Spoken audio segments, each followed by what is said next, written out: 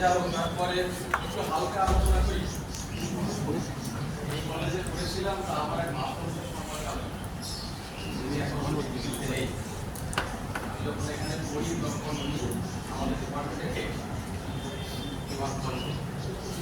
ওনাকে বসে আলোচনা একটা গল্প ভারী ভারী আলোচনা করে দিতাম। উনি ক্লাসে যখন আসতেন তখন কি ভাবতেন অনেকটা ঝুলে থাকি। উনি একদিন ঘুড়ি করে আসেন,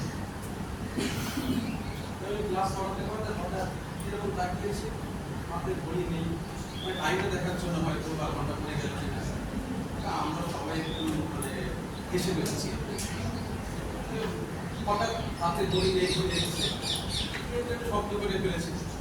তা উনি একটু অপ্রস্তুতির মধ্যে গিয়ে হঠাৎ আমার দিকে তাকে বলেছে,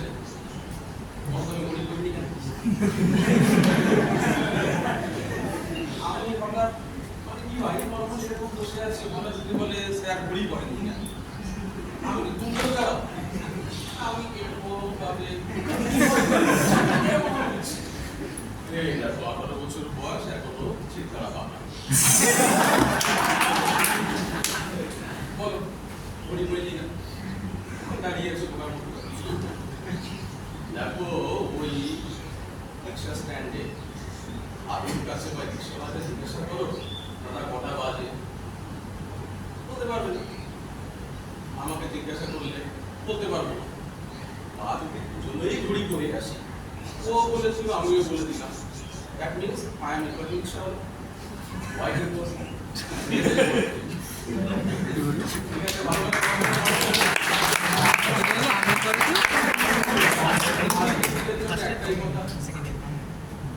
নিজের ভেতর উজ্জ্বল করো, তাহলে তোমাকে যারা ভালোবাসে বা তোমরা যাদের ভালোবাসো তাদের মুখ অটোমেটিক্যালি উজ্জ্বল হবে, সমাজ দেশ জাতি সবার উজ্জ্বল।